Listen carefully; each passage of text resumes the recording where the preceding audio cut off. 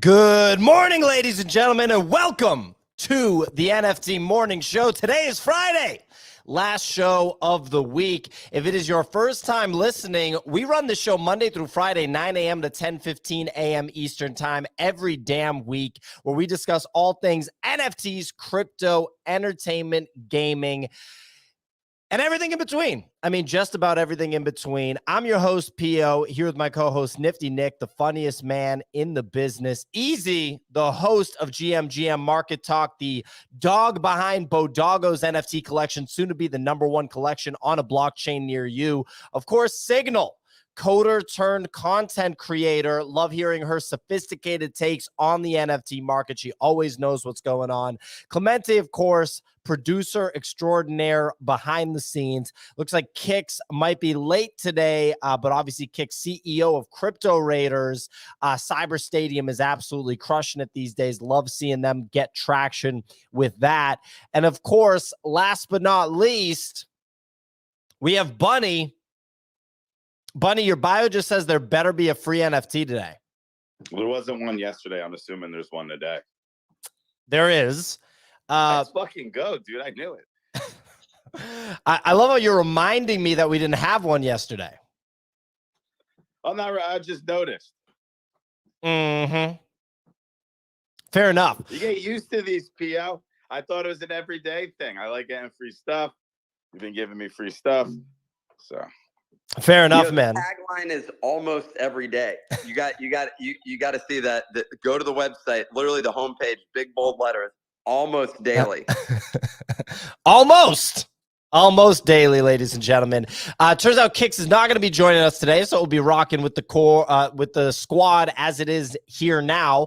And today we're going to discuss the top 7-day market movers and whether or not a bottom is near. We'll also be joined by a super duper special guest, the one and only Luca, Netz, CEO of Pudgy Penguins. We're going to talk about a lot of stuff with him, definitely IP and branding, running a Web3 business, and we'll even have a fun rapid fire segment at the end of the show. So it's going to be a good one. Before I go any further, Nifty Nick, how you doing this morning, buddy? I didn't realize I was on the show right now, but I'm doing pretty well. I'm just boxing stuff, man. That's the doing a lot of boxing. You're boxing, man. Floyd Mayweather over here. Yeah, I'm basically knocking people out with moving boxes. It's pretty incredible.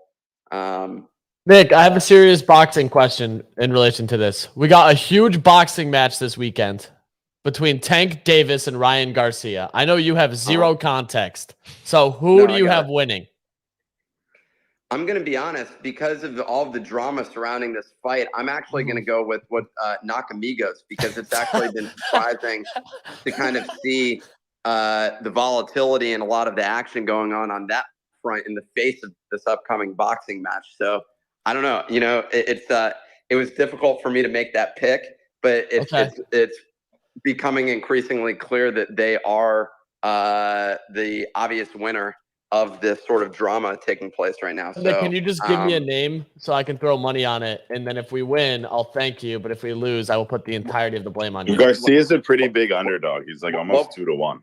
What were the two names? Garcia? Ryan Garcia and Tank Davis. Tank is his name? It's his nickname. His name's Gervonta, but everyone just calls him Tank. No, you got to call him Tank. It's Tank. Yeah, I don't know. That one seems like a pretty difficult one. He's about 5'8", jacked, Oh, a man of my making, He might be smaller than you. Actually, he definitely is. Wow. Okay.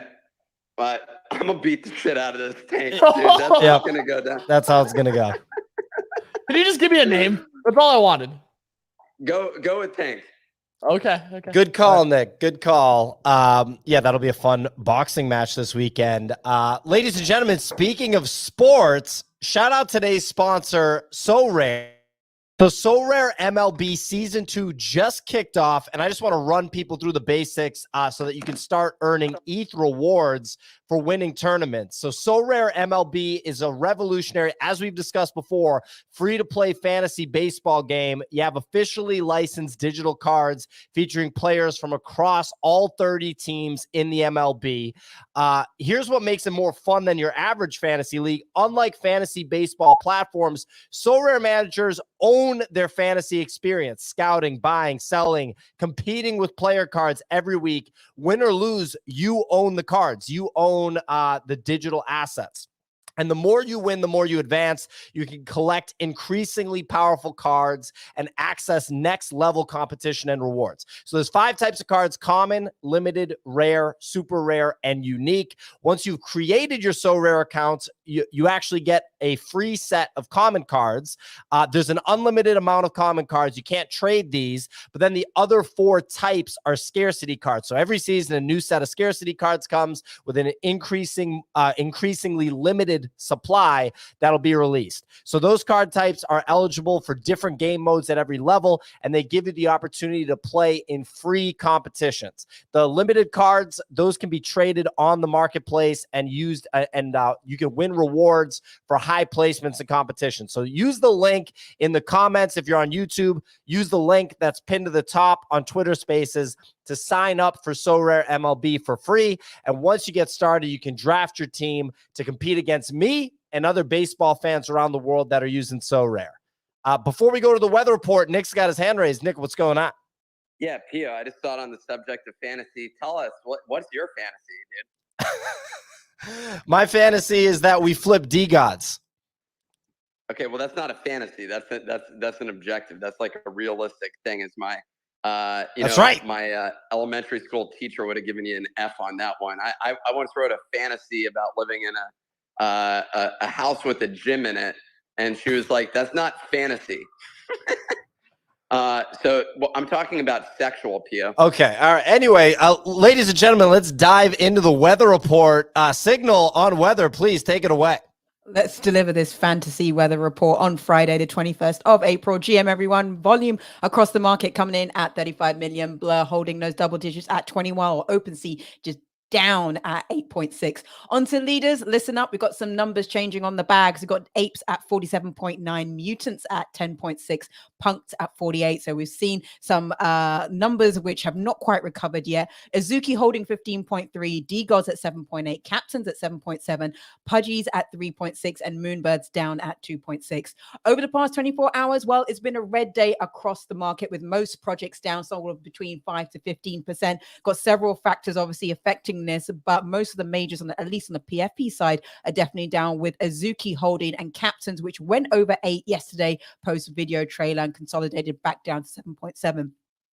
On to Variety Magazine, they had the exclusive news that Pharrell, singer-artist Pharrell, ice cream brand, is going to launch a Doodles collaboration at Something in the Water Festival. The items are going to include skateboard, hats, shorts, hoodies, t-shirts, and a beach towel designed by Burnt Toast. Doodles down 10% in the past 24 hours, touched about 2 ETH, but they're holding 2.2 this morning. On to conferences. 1 year after the first VCon conference, Gary Vee finally announced the details around that Snoop Dogg collab. The duo have announced an NFT collection and a new song. I don't think Gary Vee is featured in this song. It's Snoop Dogg's song, but the ticket holders from 2022 can burn them for exclusive NFTs, win some of Gary's assets from the Ape ecosystem, and a chance to win an exclusive concert experience with Snoop and Wiz Khalifa in Atlanta. Those tickets are holding 0.18 if you want to get into that burn. And lastly, Degens by OSF and Mando have announced Degens code. Holders will burn the original Degens pass for Degens code, which will give holders access to exclusive IRL events, meetings with the founders, and free project advisory, as well as the option to subscribe to their deep dive reports. The artwork on the new Degens code is created by Timpers, and the burn starts today, ending end of May. The access pass right now is 0.12 and code is holding 0.2. Onto crypto, it's a bit down. We've got BTC at 28, ETH holding 1.9, Sol at 22.2. So for now, given sentiment across the market, it's pretty gloomy and rainy in the NFT market. Back to you, folks. Fantastic weather report. As usual, signal some other updates from the Nifty Daily Digest. If you subscribe to the digest at thenifty.com, then you have an account at thenifty.com, and that'll put you in a spot to claim today's free NFT. So what are you doing? Go do that. You got to do it. Updates from our newsletter. Memeland released a trailer for their premier collection, Captainz, causing the floor price to surge by over 20%. Meanwhile, Ray Chan, the CEO of 9gag and Memeland, referred to Memeland as a community company rather than an NFT project. Cool Cats Fractures holders can now burn their fractures to obtain Shadow Wolves, granting access to special drops, merchandise, IRL events, and more.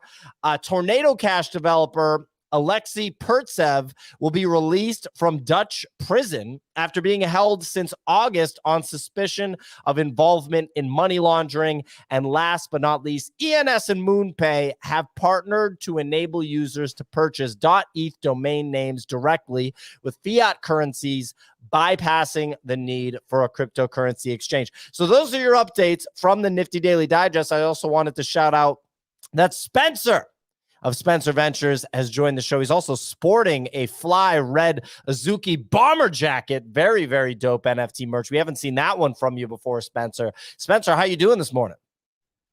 I'm doing pretty good. How are you doing, Pio? Oh, doing fantastic. Excited to have Luca on the show today. I know that you're a big Pudgy guy. You got the plushies usually representing. Looks like you've, there you go. You're putting it up on the mic now. Caught me tripping without my Pudgy Penguin merch on the mic. What am I even doing? Who am I? Oh, there we go. It's very fixed. nice. For those of you listening at home who can't see the visual, you're missing out. We got a Pudgy Penguin drip hanging on the mic. We got the Azuki jacket on. The vibes are up. We got the Zaid in the background. We got, it's a beautiful Friday morning. What can I say? Life is good. The floors are down, but I'm not letting that get me down because the future is still bright. The captain's floor is running, as I just kind of talked about in the updates from the Nifty Daily Digest, and we definitely have to touch on that for sure. So look, top 7-day winners and losers. People are saying that there's a lot of max pain in the NFT market right now. So we'll highlight some of the collections that have received the most attention in the last 7 days, both good and bad. So all our speakers definitely chime in. First one, Captainz and Potatoz, both up 8 to 10% plus. Who could have seen that coming? Very nice, Easy. So basically this teaser came out and people are really excited. Captains are nearly flipping D-gods at this point. Easy, what do you think? I thought the teaser was awesome. It was a perfect length, about 18 seconds. Short and sweet, kept it nice and easy, teased what like a captain may look like very briefly.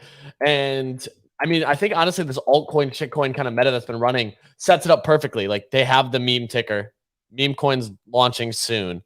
So that's got a lot of people extremely excited. And this looks like a full anime. Like this is exactly up their realm. You're continuing to see Ray, 9gag CEO, double down on it being a community company, which a lot of people are excited about. And it's something that launched arguably like in the bear, raised a ton of capital without an issue.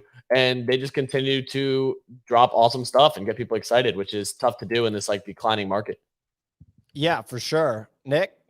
Well, I've just been watching, what other projects are getting any sort of ascension during the bear market. And there's one that stands out in particular.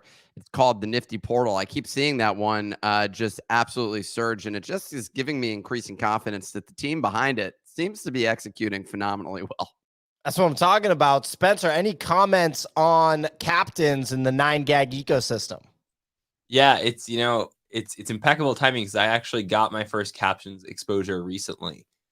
Picked up about 5, was kind of doing a little bit of blur bid farming here and there. Got a couple under floor, so I picked him up at like 6.4. And so life is good, Most of the floors are down, except I guess not this one, but yeah, I don't know. The meme coin meta, the Pepe print, it all, as you said, lines up perfectly for the meme coin. And they made a meme coin Twitter account. So I guess, at the end of the day, the market perceives that as like, all right, it's going to happen. You had mentioned that you hadn't researched the Captainz and Memeland ecosystem before. I'm assuming since you bought 5 of them, that changed. What have you kind of come up with when you researched it? Yeah, I mean, honestly, there's not that much available on it beyond the sort of the highest level stuff. Like it looks like they're building an infrastructure ecosystem, but also they're building a shitcoin. And the thing that mostly changed was just like the environment for shitcoins look very good. So we're aping. We're aping the meme coin, basically the pre ICO meme coin. That's the idea here. Okay, will you sell the captains before the coin comes out, or hold through the coin drop? I mean, maybe, who knows, right? But I think hold through the coin drop. All righty. Next project, Milady Makers, very controversial project, up 45% to 2.5 Ethereum, flipping doodles and inching closer to flipping moonbirds. Oh my goodness. It's believed that the Milady Makers holders have been heavily involved in Pepe and then rotating their Pepe profits back into Milady's. This is a gnarly one. Anybody have any comments on Milady Makers here in the run? Yeah, it looks like they're all using the coins that they launch to go back and get more Milady exposure. So listen, talk about a full circle moment. We'll take it for what it is. It's chaos, but you're also seeing like the redacted Remelios, their secondary collection, pushed from 0.2 to 0.5. And now even Schizo posters, their third collection, pushed all the way back up to 0.2. So there's certainly a lot of people excited about whatever they're doing. We don't talk bad about the Miladies. Bunny, what do you make of the Miladies? I think I've been cursed by them once, dude. Not gonna fall in that situation again. So like, I think it's a buy just about any price point. You got cursed? Yeah, dude. They were like posting this meme for a while. It was like a Milady with a sniper, and then my PFP was in the scope. It's quite popular, and I don't know, 4chan or wherever the fuck they congregate. That's pretty intense, Bunny. So yes, according to you, it's a buy at any price. Yeah, all the derivatives too. Okay. All right, Bunny. Thank you. So those were the winners. The losers are just about everything else in the ecosystem. Bored Ape Yacht Club, Mutant Ape Yacht Club, Bored Ape Kennel Club, Heavy Metal, Other Deed are all down 10 to 20%. The Kennel Club is down over 20%. So there's been a large sell-off. There's also an audience that's looking forward to the Legends of Mara game. Nick's confidently nodding his head. Why are you nodding, Nick? I mean, my sales looking absolutely genius right now. And I just want to say, shout out to everyone that kept holding strong. But you can't fade your boy. I will say I am regretting not having sold the Mutant, at least temporarily, because I could buy in cheaper. I'll just hold on to it. But it is interesting to see some of the shine fade. I will say also that, you had two people that were carrying the entire NFT market, Franklin and Machi, and, they're not doing it anymore. And so it's really causing a lot of troubles within the NFT space with them gone. There were two people that carried the entire market, and it turned out that it's very difficult for a market to exist with just two people.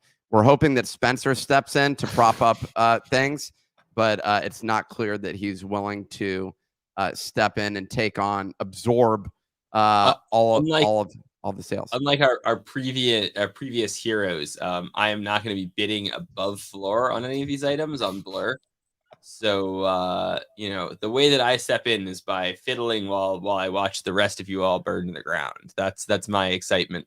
And then, maybe like a phoenix, I'll arise from the ashes. No, I'm kidding. Okay. What do you think about what's going on with Bored Apes? You have Bored Ape exposure, probably heavy exposure. Yeah, I don't care at all. I mean, like the thing about this, I mean, not don't care at all, but like you got to look, right? Bored Apes at 47 ETH but it's still $1,900 ETH, right? Like we're still close to 100 grand. Like the last time Bored Apes were under 50 ETH, they were like around 50K US, right? So, we're not that much worse off than we were in like December of 22. And we're just going to see, like this is a long-term thing. We're having high ETH volatility right now. We know NFTs do poorly on high ETH volatility. Things had run up a lot, but it just feels to me like a repricing in US dollars back to kind of where we were. Now that ETH has like stabilized higher a little bit. And I think that that's reasonable. It's not concerning to me at like some macro perspective. You said 50K? Yeah. When you're saying apes were $50,000 in December? Yes. Or it was like 50 or 60,000. I don't remember them being that low. Do you not remember this? This was when the Bendal liquidations first started happening, and Franklin was going to crash the floor, everyone said, and they dipped really hard. It was like the week after FTX. They went to like 50 ETH. I remember punks going as low as $50,000. I don't remember apes going that low. I thought they were maybe like 75 or something like that. It was 65. 65. Wow. It was pretty low. Are you sure about that? Yes. Well, easy sounds confident. We're looking at a chart. I don't know. I don't know what that shows. It shows 63 USD price. Yeah, it shows 63. Yeah, so this is closer to my estimate of 75. But yeah, okay. I literally just said 64K. Look, it's neither it's 50 or 60. It's neither here nor there. You know who was right. It's been much lower than it is right now. In recent memory, you know, was I worried then? No. Am I worried now? Also, no. You know, I'm interested at a certain price. Let me just tell you, like there is a price, and you know that I would buy back in here. What is that price? I've been expecting apes to go down to 50. A hell yes for me is 35. 35 grand. Yeah, that's a no-brainer. 35 grand? Oh my gosh. I can see it going to 35 ETH. Okay, well, for reference, everyone, apes pulled back from 100 grand to 91 grand, and Nick is calling for 35. No, it went from okay. Let's be clear. It went from $115,000 down to below $90,000. So if you were thinking about selling a week ago and you were looking at 115, thinking that's a strong price, and you just lost $25,000 or a car, you're basically saying, why didn't I fucking sell at that price? As someone who didn't sell at 115 and sold at 90 on the last dip, I'm just saying, and without significant backing, you're not feeling like emotionally great about it. And Bunny, tell us how will you feel Nick, I gotta highlight something because you said I'm glad I sold it before. You said you sold at 90 grand. So you're doing backflips about being happy that you sold at the current price. Yes. Just because you only looked at the ETH price and didn't remember that ETH is up like 50%. Well, 95, but yeah. 95. All right, but so $3 grand over the current floor. Like, come on, $6 grand, $8 grand. The last sale was at $88,000. So I understand that $8,000 isn't a lot for people like you, but for the majority of society, $8,000 is a pretty significant amount. And literally the brunt of the joke with NFTs, where everyone hates NFTs, is strictly based on a bunch of them selling for over $100,000. Just straight up, that's like what like public perception is. Why are these things worth over $100,000? I'd rather go buy a house. And that's basically what the majority of society feels about these sorts of things. So when I look at that price, I say, yeah, part of me who didn't grow up with, in a mansion, I wasn't, adopted like the Fresh Prince of Bel-Air into an incredible mansion, and I didn't have basketball skills or anything else, or rap or anything, any other skills or entertaining skills that were at that level, the Will Smith sort of level. It was a struggle for me. So when I see $25,000 left on the table, I feel it. It makes Nick, a different signal. Please. No, I'm going to make on that point. It's just like, if apes are at 35,000, I feel like, how did we get there? Like, did we get there because there's just like a slow down, like sentiment that we're currently having right now, which is then goes on to continue for the next 60 days? Or is there an external factor that comes in that makes that drop so sharp, so fast, so hard that the market just panics? And then are you really willing to put 35,000 into an ape when there's just pure blood on the streets? Kind of like what happened with FTX. Yeah. Like, how many people actually stepped in that moment? And I think you kind of have to think about those two scenarios, because I don't think many people are just like putting in 40 grand into a market when the whole world looks like it's about to explode. And then on the flip side of that, when you do this sentiment that we have now for the next 90 days, that's also a horrible feeling of, well, is this actually going to turn around? So I think you have to think about the external as well when you're thinking about stepping in at 35, 40 grand. If they go to 30 grand, that means projects like Doodles are literally zero.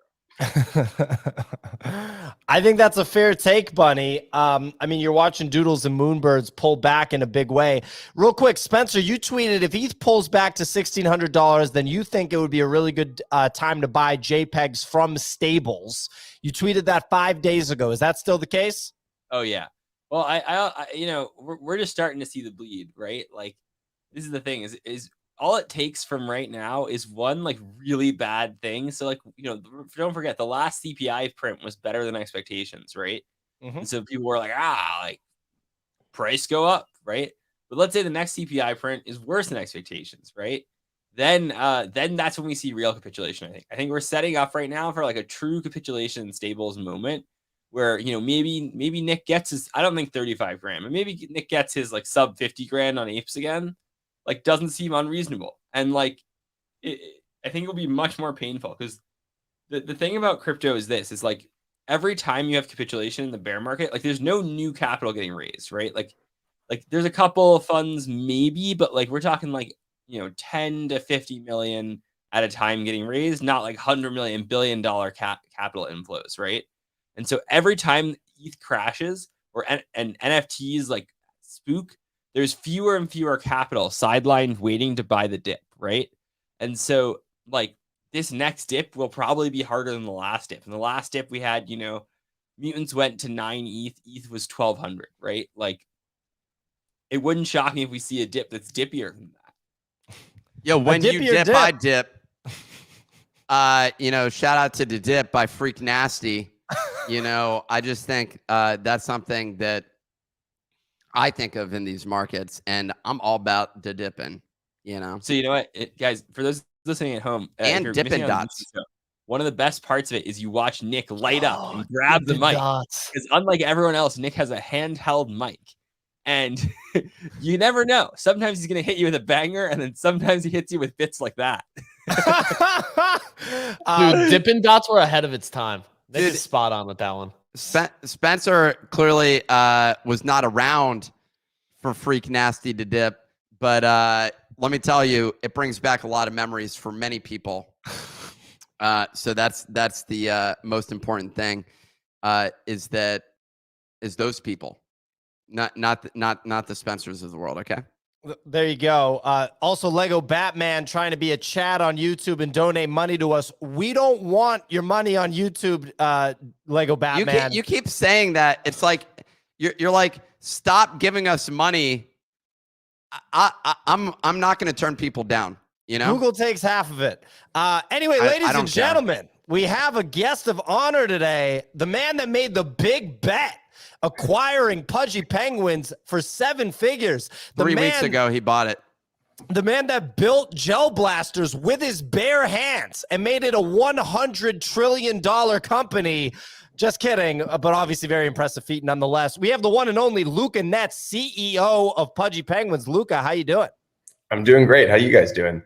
Doing great. We are excited to have you. Been listening to your other podcasts recently, so I don't ask you the same questions twice. We got Spencer here repping his Pudgy plushie that he got from the New York event on his microphone. That was a kick-ass event, Luca. I appreciate it, and I'm so stoked to see Spencer here. Spencer, is this a reoccurring thing that I don't know about? He's here on the show most of the time. He's on the payroll. Oh, dude, that's so stoked. And I got my awesome homie Easy Eats Bodega, super hooper. I don't think people realize how much of a hooper he is.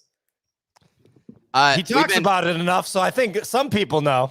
We've been trying to get him to show up to work rather than play basketball. That's how big of a hooper he is. So Luca, you know, I mean, I think most people in the NFT space are aware of the recent success or overall success of Pudgy Penguins. And obviously, you acquired the brand, which at the time I think was a relatively unprecedented move. Maybe there were other examples of it, but if I recall, it was kind of like a very high profile acquisition. To you, post NFT NYC event, bear market right here, NFTs bleeding. How are you feeling about, the acquisition? How are you feeling about Pudgy Penguins right now, man? I'm feeling great. When we bought this thing, we factored in all the variables, and this was a variable that was accounted for. And for me, I've been through the 2016, 2017 coin cycle, and I think this is just natural behavior for a risk asset or a new asset like this. And so from my perspective, I'm enjoying every minute of the ride. Obviously, sometimes it can get tough and you want to bring value to your holders and you want to be the guy leading the charge. It can't happen every single time. It's just not natural if that's the case. And but understanding that we're here for a long-term vision and we're here to build something long-term, and I know where we're going. I know where we're headed. And I know that when it's all said and done, everyone's going to win in this process. And so it's hard to get caught in the short-term, fluctuations. And obviously things can be tough, and you always want to make people happy. It's probably at the forefront of my mind every single day. But, sometimes when you're in a new industry, these are the things that come with it. And this is what we signed up for. Love to hear it. Nick, go ahead.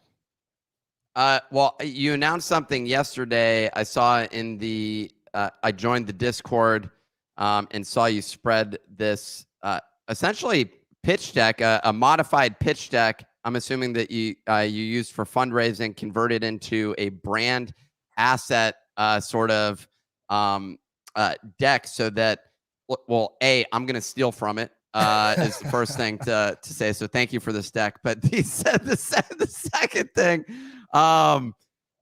is it seems like you're leaning into, I think we have similar viewpoints on kind of the NFT space as a whole, is that those who own the NFTs are essentially advocates of the IP itself, of the brand. They're the core, they're at the center of what's being built. Look, the IP extends beyond just the NFT holders, the paid NFT holders, and you seem really focused on that aspect of things. How are you thinking about this? I also noticed, I read the terms on your site because I was curious about how you all approach IP. So this is a multifaceted sort of layered question. Yeah, my apologies for it. But I was in your terms the other day and it sounded like, hey, if you want to grow the IP and monetize it, develop something associated with it, reach out to us if you plan on monetizing it more than, I think, $500,000 or something like that, to make sure. And I'm not sure what your approach is to that, but maybe you could walk us through, how do you view IP as it applies to your premium NFT collectors? Yeah, no, it's a fascinating question. I think first and foremost, when we came into this business, we knew we had to make money in the real world. And to make money in the real world is to do deals. And to do deals, you have to make sure that you can't get circumvented. And so the only reason why we have that cap, and I've made this exponentially clear to the community, that if anybody wants to monetize their penguin over $500,000 a year, you can and you will, and I won't stop it. We even have people creating plushies, which is a direct competitor to our business model, and I'm not stopping it. I fully endorse it. I'll actually help you make a plushie if that's what that's what you desire. I think for us, it's really just about having a Starbucks or a Disney. If we're going to do a deal with them saying, hey, we're just going to circumvent paying you, $10 million or $5 million by just buying some Pudgy Penguins and putting it there. And that is not a fiscally responsible business decision. And that's why the term is the way that it is. What we kind of posted yesterday, I think, was kind of the kickoff to, a really big sprint that I want to go of in terms of like controlling the NFT narrative. A lot of things that we've been working on for the last year are kind of coming to fruition over the next 2 months. And I really wanted to align the community and the company in a little bit of a deeper way. And so a lot of people were super passionate about building around the Pudgy Penguins brand. And so kind of giving them some brand guidelines to kind of align what they build and make sure that what they build kind of meets the mark of the stuff that we're building, because it's only more advantageous that the quality is superior across the board. And then just like little assets that we thought could help, whether it's through marketing, whether it's through community building. But the superpower of Web3 is really the community. And if I'm not empowering that, like truly empowering that, then I picked the wrong business to be in. And so that was just something that I thought was necessary. I'm actually a little disappointed at how late we were to that. But it's perfect timing, because having that necessary foundation for the community to kind of build on while we go and prepare for this big sprint, I think was super important.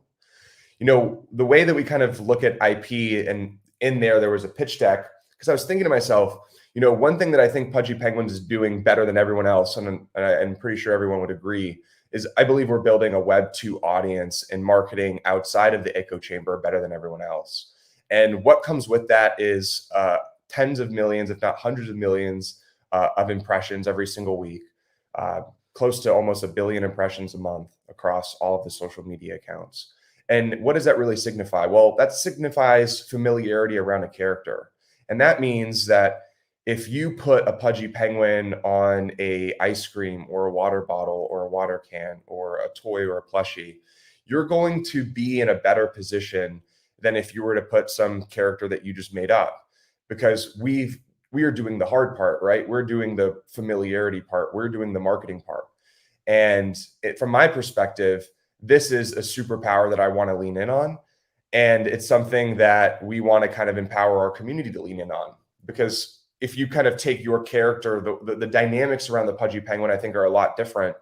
People don't really know this yet, but I'll say it here. When you're buying a Pudgy Penguin, you're not just buying an NFT, you're buying influence. And so what people don't understand is that there's Pudgy Penguins with 100 million views on Giphy. There's Pudgy Penguins with 30 million views on Instagram. There's Pudgy Penguins with, 10,000 likes on Instagram. That means something, and that's influence. And so the vision is not exponentially clear today, but our job over the next 3 months is making it really clear so that people understand really what this means and what we're going for.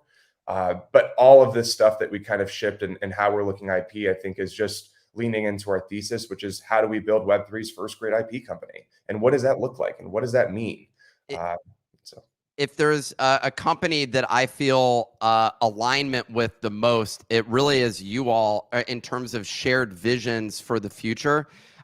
We spoke briefly at that NFT Now event, and I was also speaking with Frank.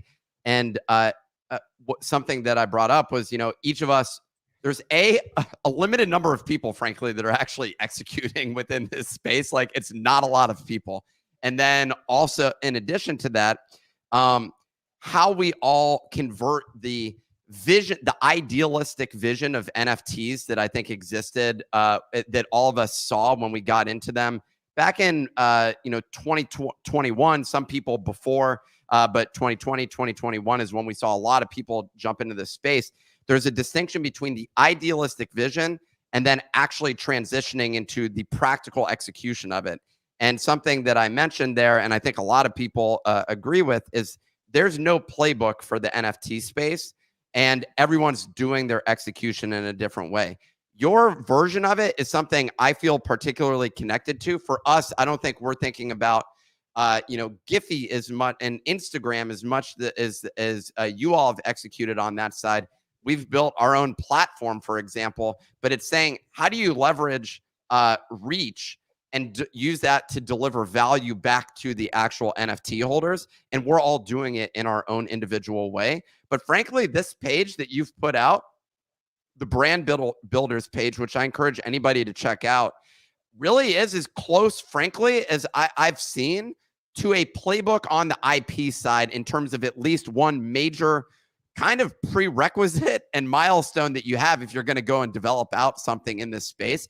And not even Bored Ape Yacht Club has done something to that degree to enhance and empower the community to say, hey, we're going to go do our work to go build the IP. Here's some tools so you can go do the work to build the IP, and then we all grow together. But I did a tweet last night that was essentially down the lines of, we're going to go build IP that reaches millions of people, and we want this small subset of people that are holders of the NFT to essentially benefit and be part of that, and hopefully help develop that playbook moving forward. Because where we're at right now with the deck that you all have developed here, and the 2 decks, frankly, the brand guidelines, which, you know, I think back to like Facebook and some of these other companies and Twitter, they didn't introduce brand guidelines for people to utilize for an extended period of time. So you're I think you're ahead of the curve here, and we're kind of collectively defining what that playbook is.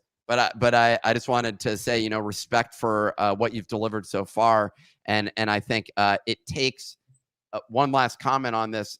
Frank said something about this the other day. There's a lot of people in this space which basically just like Twitter is a major part of the NFT ecosystem. And there's a lot of people that are like, why didn't I get X? Why didn't I get Y? And it's never been more vocal. And as a business founder person executing on it, it's really difficult because they're giving every play-by-play. And some 30+% of the people are saying, you're an idiot. Why the fuck did you go do that thing? You don't know what you're doing, basically. And what are these people doing? And we've come to a conclusion recently, and I think a lot of people, it's and this is a little bit of a rant. My apologies for this, but I'm inspired by what this page is that you all created. I think it's far better just to go and execute than to like sit there and get hung up on what's the perfect thing that everyone, you know, every holder is going to say, wow, this is great. And so I'm wondering, for you said over the coming months, that's what you're thinking through. Like, how do you approach this aspect of balancing, you know, the community's feedback, you know, response to the things that you do, and who are you ultimately building for? That's a great question. I think that the balance between myself and the community is the most fascinating part about this business. Right. It's something that you cannot really prepare for or have experience for. And I think this has been where people have felt the most trouble building in Web3 is that balance of communication. You know, our why at Pudgy Penguins is really to inspire connection, you know, connection between the parent and the son or the daughter, or the brand and the consumer, or the friend and the family, or the colleague or the peer. You know, what can we do to really connect people? And you'll kind of see this as time kind of goes on and more specifically over the next 2 or 3 months. You know, everything that we've been building up for really leads to showing the world how this vision of a Web3 IP company really looks like. And that should be really clear by the end of June. And so for us, we have an interesting take. We have an interesting thesis on licensing. We believe that licensing is really the ultimate connector between brand and NFT holder through the form of transactional value accrual, which is what a lot of people in this space like.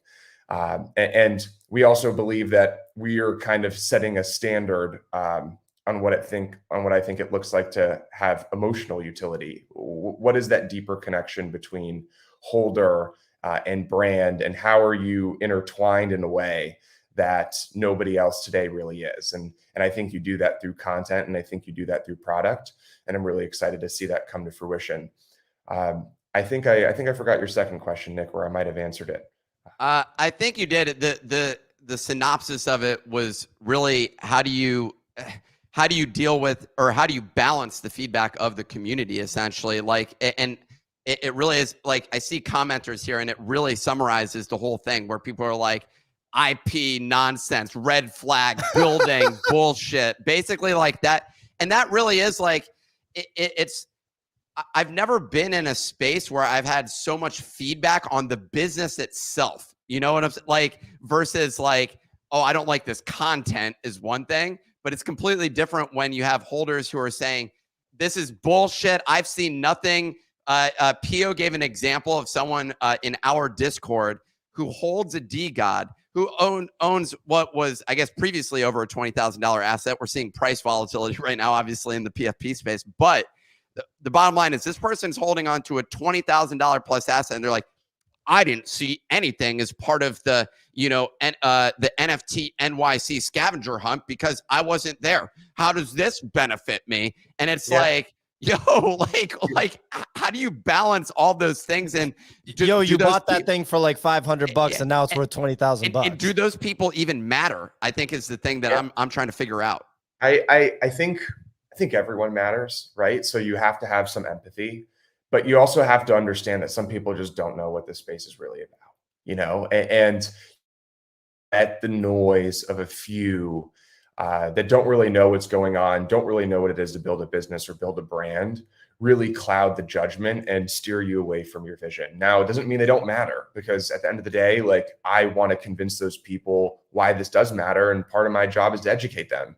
Part of my job is to let them know that the IP is the most important part of it, PFP NFT, and how you come to any other conclusion is mind-boggling to me. Seriously, if you look at a PFP NFT and you really think to yourself that there is a more important vertical on the PFP side than the IP, then I would just disagree. I mean, because at the end of the day, when you're looking at a PFP NFT, NFTs, whether it's alpha chats or, memberships or, gaming, a plethora of other things, there's many NFTs that can be built around that. But the PFP NFT, the picture, the profile picture, the representation, the identity of a person, to say that there's something more important than the IP of that, I really think it's IP and community. At the end of the day, when you're looking at what it is to hold a PFP NFT, and to think otherwise, I think is just not understand and fully digest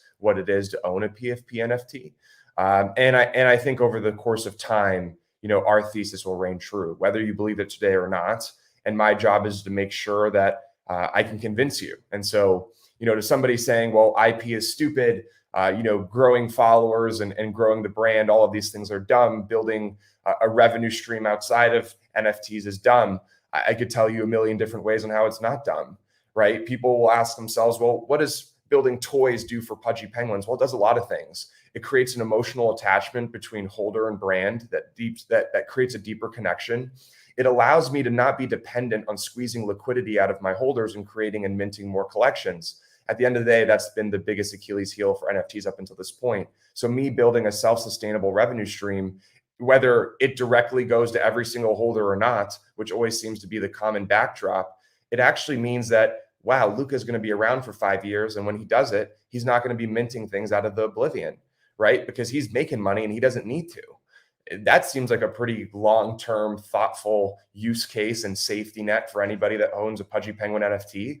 But hey, that's stupid, right? Or the IP, the 3.5 billion views on Giphy, or the fact that we're gaining 5,000 followers a day on Instagram with tens of millions of views on our reels. That doesn't make any sense. How does that benefit the holder? Well, it benefits the holder in many ways. Benefits the holder in the form of my top of the funnel is huge. And when the NFT craze comes around and people start talking about NFTs like they did 2 years ago, guess what? Pudgy Penguins is going to be the most familiar NFT that everybody knows, because we are going to have the most impressions. We're going to have the most followers, and people are going to instantly migrate to Pudgy Penguins because there's familiarity there. They've already seen it and they know what that brand means and what that brand is about. I want to pause you there for 1 second because we're coming for that spot. But in all every guest, you just have to remind them we're coming for your spot. But in all seriousness, there's a very limited number of people. As far like I can name less than 5 basically that I'm like, oh, okay, they're actually going to go and like build this IP in a meaningful way. You're one of them. I don't know, what Frank's path is. I love some of his tweets. His is much more of rallying for the cause. We're fighting against a common enemy, and I love that approach. And I think being the voice of the people that feel like they're trying to figure out what's going on. But I think a lot of us, we're collectively saying, hey, we're going to go make this playbook together. And either you're on this train to like go like as we go and build that, we think that we have our approach to going building it. Pudgy Penguins has their approach that they think that it is going to make sense.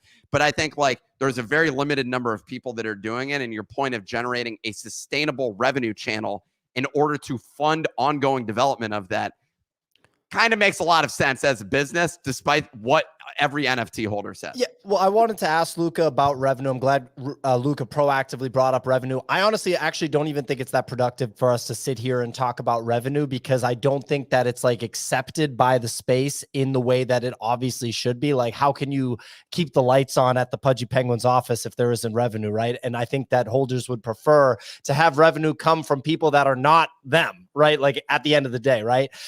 Just with regards to physical products, how successful have the physical products been thus far, and how successful are you projecting them to be in a perfect world? Just from like a sales perspective, from a perspective of like unique owners, like what does that look like? Yeah, I really go full sprint on releasing our full depth of our product line in about 2 weeks. Okay. And when we do, this is an interesting one, because this is really my bread and butter and what I do best. We soft launched in a couple countries, Australia, EB Games. So that's what you're seeing on your screen now.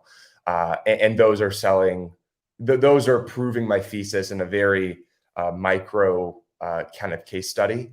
And my thesis is really that, Pudgy Penguin holders don't just buy one toy, they buy 10 because of what that means. And it's a very interesting use case up until this point. But I think to really gauge the success and how successful we're going to be here really leans into my ability and my confidence and my experience and my resume up until this point in consumer products. And so I'm not going to lean too much into it, but the last 2 companies that I've been a part of and helped co-found, I've done 9 figures in revenue selling consumer products. The last one is a toy, and we know how to do this. And so this is the one that I'm not worried about, because I almost have a playbook, a process that I rinse and repeat. And may that be the difference between, $500 million a year in revenue and 50 million, that I don't know. Right. But I know I'm going to make a ton of money selling these toys and these products. How successful has it been up until this point? Well, the case studies that we have right now in Australia, there's stores that are sold out. And we haven't done any marketing there. Our merchandise, we've kind of cracked that code that now sells out. And so we've kind of figured it out. But over the next 6 months, I would love to kind of get back up on the stage and talk about it, because I'll have a lot more meaningful data for you. Oh, 1,000%. You're welcome anytime. Nick, go ahead. What do you think, like, in terms of when you think about total addressable market, you're throwing out big numbers, and obviously the toy industry is huge. I've been doing just research on literally that subsegment of it. My background is on the software side, digital side of things. So we've built things on that front, but it's also very clear that on the physical side of things, it's an inevitability if you're running an IP. You just need that portion of the business. I don't know how else you can't avoid it. It's just part of what an IP business is. From movies, TVs, literally just games, toys, everything, it all comes back to there always being some sort of physical element. What do you think when you look at the NFT space as it applies? How do you think about how do NFTs change the game? And you just said one example of it was that hey, people that own NFTs buy multiples. So we see when we see demand for this product, we don't just see the average cart size is not for 1, it's actually for 3, 4, 5 plus, which means that even if we sell these things at $20, if you're into digital marketing, you need whatever your customer acquisition costs, what the average sale value is, average customer value that you're seeing out of that advertising spend. Do you think for the broader, 2 things. One, what metric, how do you think about total addressable market as it applies to the combination of collectible toys and NFTs, and how does NFTs impact that? And the second part of that question is, are you looking towards other NFT projects basically and saying, hey, can we even incubate, accelerate, or anything else associated with those projects, given your expertise in that space? Yeah, the steering focus away from Pudgy Penguins, I think we're a long ways away from that. I think if you look at it from a macro perspective, is there a day, this will be debuted soon, so I don't mind saying it, but the Pudgy Penguins live on a place called the Berg, and the Berg floats around to different scenes, and characters wash ashore the Berg as they migrate. And it leaves a lot of opportunity for new characters to come in. And so is there a moment where that probably will happen? when Pudgy Penguins and the Pudgy Penguin holders are in a place where I know I did what was needed to do to then add new characters to the ecosystem, then that time will come. But I've got a long ways to climb and a lot of value to accrue back to my holders before I start focusing on other collections and other communities. But that is a thesis, and I have every intention to do exactly that. And when that time comes, I think we can open up the floodgates to other communities. In terms of total addressable market and how the NFT kind of plays into what we're doing here, it's pretty fascinating because I think we're going to be the first people or the first group to kind of test a thesis. And the thesis is to build in Web3, to build a brand in Web3, a real brand, because everyone says they're a brand. And this is one of the reasons why I bought Pudgy Penguins, because I was so god darn frustrated with everyone calling themselves a brand. And if you would notice, nobody was really doing what brands really do in the real world. And yet they were all brands, but none of them really were building brands. And so one of the reasons why I came in is because I saw that the bar was so low here that I thought to myself, well, I'm going to show you guys how to really build a brand. And then, and then kind of shift the whole dynamic. So for us, we're testing a thesis, and that thesis is brand. And building a brand in Web3 is easier and quicker and faster to find product market fit and to hit that parabolic curve than it is in Web 2. And why? Well, because you have your first 5,000 customers, you have your first 5,000 reviews, you have your first 5,000 champions, you have your first 5,000 feedback loop, and you get it almost with a snap of a finger, right? If you mint out your NFT collection, that's what happens. You have a hyper focus of attention through people who are financially incentivized to push this brand forward. And if they don't agree, then they just don't understand what's really going on in the space, which attention is the economy in which NFTs are kind of built off of. And forward progress and forward momentum is how your NFT accrues value and succeeds. It is very simple. It is very straightforward. And I believe that this incentive mechanism, this NFT, this PFP, this Pudgy Penguin, aligns the incentives between my company and the brand and the holders who have supported this company and got us to where we are today in a way that, most people don't know this, but like Gel Blaster does millions a month on Amazon. How many reviews does it have? 1,000? And what people don't know is when you type in Blaster on Amazon, Gel Blaster is the first thing you see. But Blaster is a huge category. There's Nerf Blasters all at the wazoo. How did that happen? Right? Well, there's an interesting dynamic where, when Pudgy Penguins Toys releases on Amazon, right? What is the first thing, how quickly can I get 1,000 reviews? I actually think I can get it relatively quick.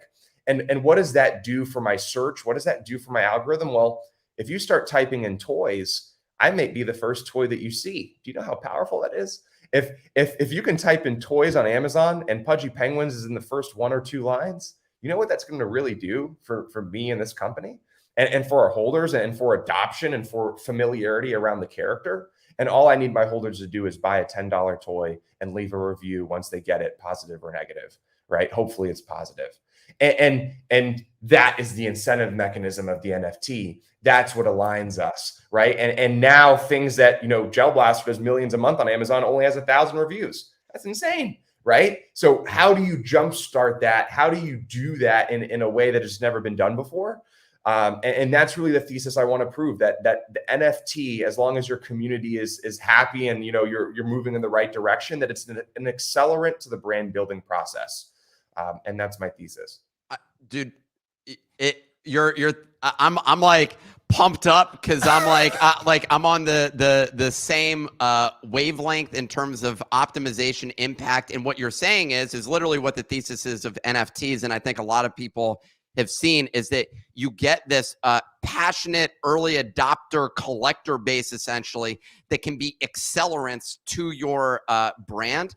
The other thing that you said there that I think is absolutely key, and I wonder where you're at on this, is you're talking about $10 toys versus $100 toys. And I'm wondering, do you think is that the primary market? I know Gel Blaster is not a luxury product. It's a mass adoption product. Is that the category that you're most interested in, or and does this sort of super plastic, high price toys matter at all to you? Yeah, I'm coming for both. So I've, at the end of the year, I was a little bit in a Sunium super hype man mode. And one thing that I really tried to do when we started this new year was just really under promise and over deliver. And what I have coming in the next 2 months, I promise, is really going to impress and shake up the whole space. And this is my first time really saying it publicly.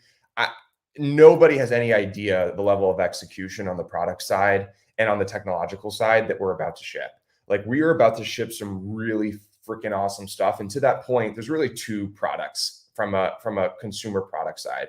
We've got our friend, which is, Perry the Penguin, which is our mass product, our mass market product, right? And we have toys ranging as cheap as $4 to as expensive as $25 on the mass market side, right? And I'm somebody who grew up in a really tough spot. I'm not the guy that I want to charge, a crazy baseline for my toys and my products, but there is the Pudgy Penguin aficionado. There is the Pudgy Penguin connoisseur. And I want to give them an experience that they've never seen before. I'm coming for every major collectible brand, whether it's Super Plastic, whether it's Medicom, it doesn't matter who you are or what company you're a part of.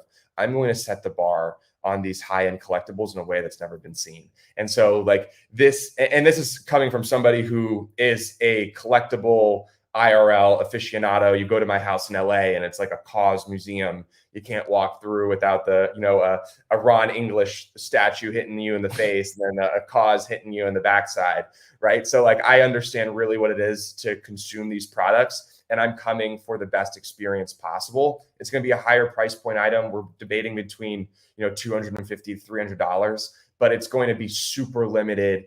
The experience with RFID chips and just the whole depth of it and brevity of it, I think, is going to be something that nobody is expecting.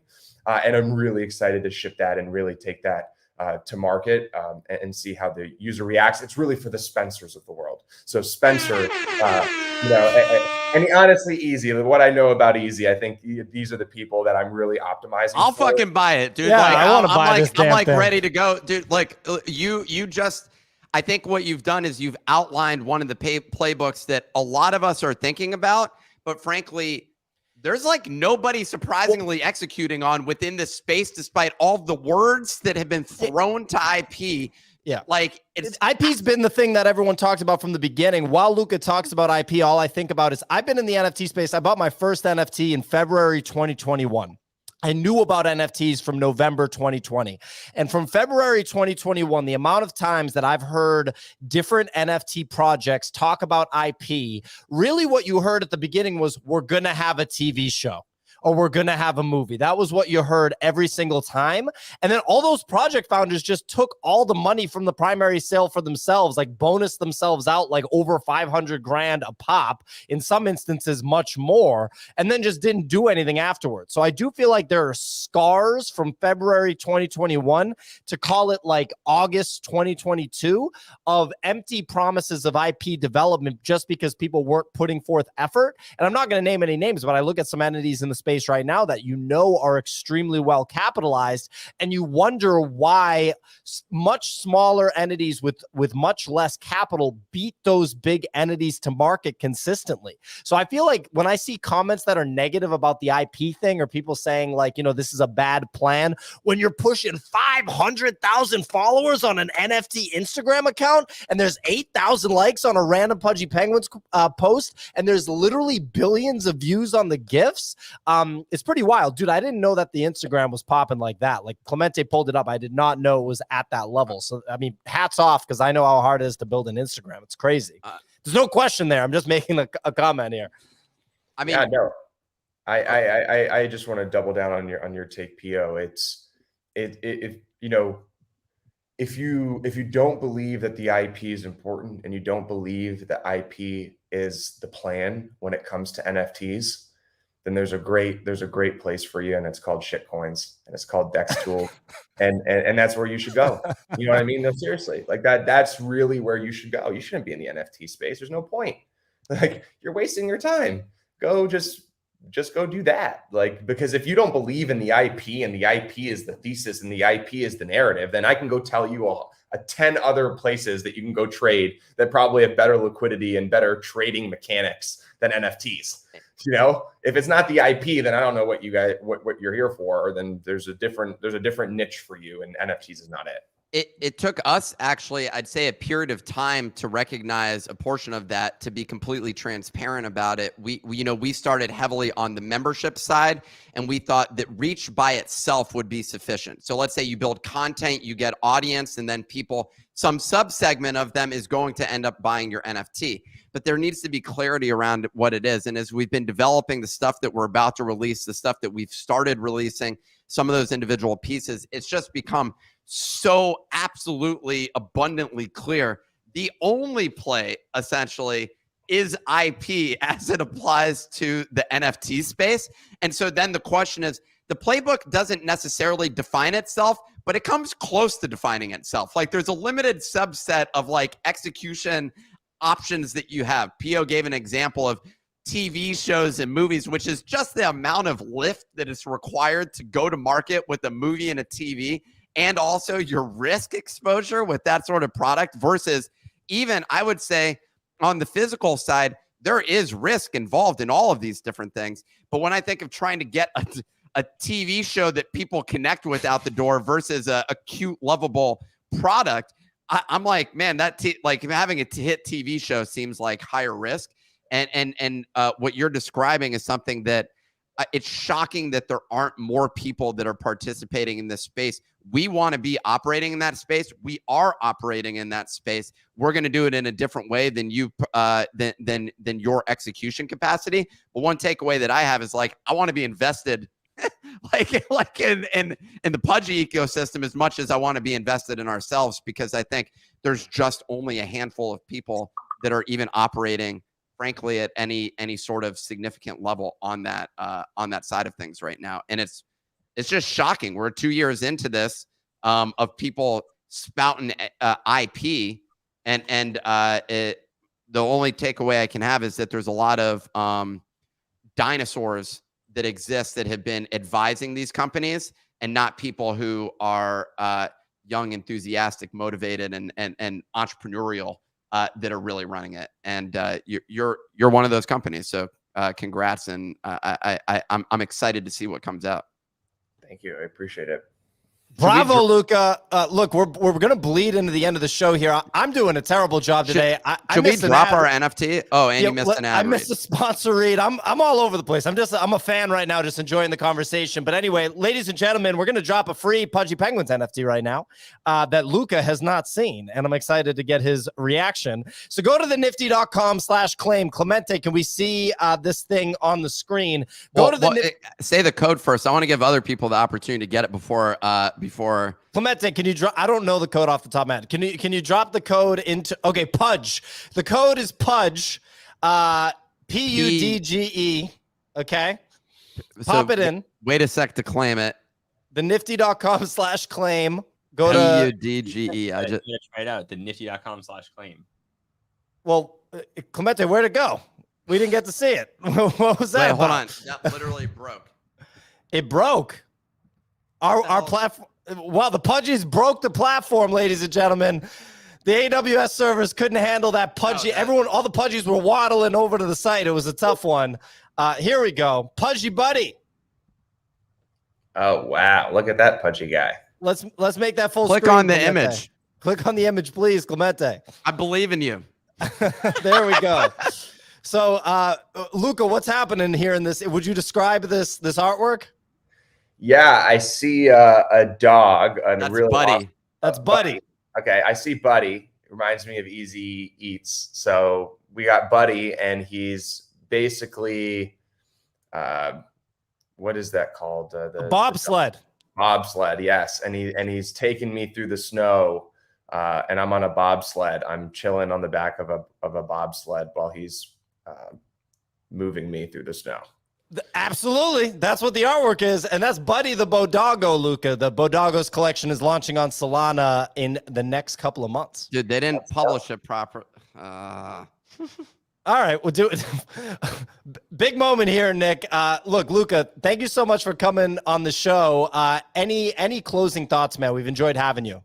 No, I'm honestly it's super refreshing to talk to a group that believes in what I believe in the same way that you guys do. And so you guys ever want me on the show, I want to pop in a little bit more. Signal, I didn't say hi, but it was nice to meet you as well. Nice to meet you, Luca. I see. I appreciate everything that you guys do over here, and you guys do a phenomenal job. And if you ever need any help from me in any respect, don't hesitate to reach out. And I appreciate you guys. We're flying down, dude. We're flying. I said that at the event. We're going to Miami. I want to fly down, shake hands, and share some of the stuff that we're up to as well, and just connect. Because look, there's a limited number of people that have this amount of conviction and execution on the IP side of things.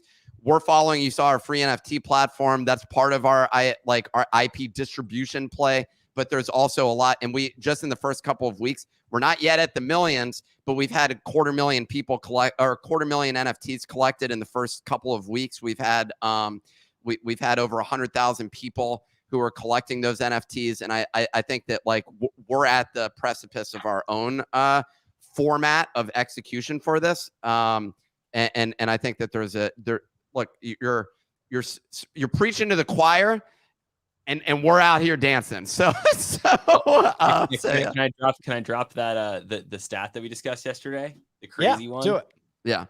So a crazy stat is that there's more people collecting free Nifty portal NFTs than there were like wallets trading on ETH yesterday. Yeah. Isn't that crazy? That's going in a pitch deck. That's going in a pitch deck. And the crazy thing is people don't even realize why they're doing it right now. We haven't even given them anything other than free NFTs. And they're like, what is in this for me? What's in it for me? We gonna show you. We gonna show you. Anyway. Oh, good Lord. Anyway. Holy shit. Okay, so I'm excited about the new sound effects. I think that's very funny stuff. Look, I have to do this, ladies and gentlemen. I know it might be anticlimactic, but shout out to today's sponsor, SoRare. I'm going to tell you how you can get started playing MLB Fantasy for free on SoRare. If you enter a SoRare MLB competition, you need to fill in your 7 starting positions. A player's position is always indicated on their card. Some players are even eligible for more than one position. That's called a utility player, ladies and gentlemen, for all you in the baseball biz. Anyway, SoRare MLB uses action-based scoring, where events that actually happen on the baseball field immediately translate into positive or negative points for your SoRare team. Game weeks happen twice weekly and span a 3 or 4 day cycle. At the end of each game week, managers who rank at the top or near the top of their tournament leaderboards win a variety of rewards, which include scarcity cards, game tickets, merchandise, signed jerseys, VIP experiences, and even straight up Ethereum. The higher you finish, the better the rewards are. If you want to get more cards, better chance of winning, head to the SoRare MLB marketplace. You can bid on freshly minted cards from SoRare or buy on the secondary. So now that you have the basics down, sign up for free at thenifty.com/SoRare. If you're on Twitter right now, click on the pinned link, pinned tweet at the top. If you're on YouTube, we'll have it in the description. Check out SoRare. Free NFTs, free to play. It's a badass platform. Look, that's our show, ladies and gentlemen. Monster shout out to the CEO of Pudgy Penguins, Luca Netz. Luca, you're welcome on the show anytime. So excited. Sounds like some really big shit's about to be announced in the next couple of months. Thanks for joining, amigo. Thanks for having me. And Signal, I love the little Pudgy PFP. Keep rocking it. Oh, yeah, 100% all the way. Hell yeah. Anyway, ladies and gentlemen, if it's your first time listening, we do the show Monday through Friday, 9 a.m. to 10:15 a.m. Eastern time each and every week. Sure you didn't have a concussion there, Pio? Okay, all right, big dog. I'm doing like 15 things. Anyway, we do this Monday through Friday, 9 a.m. to 10:15 a.m. Eastern time each and every week. It's also available on YouTube, Apple Podcasts, Spotify Podcasts, anywhere that you get your podcasts. If you want to share it with people outside of the Twitterverse, that's how you do it.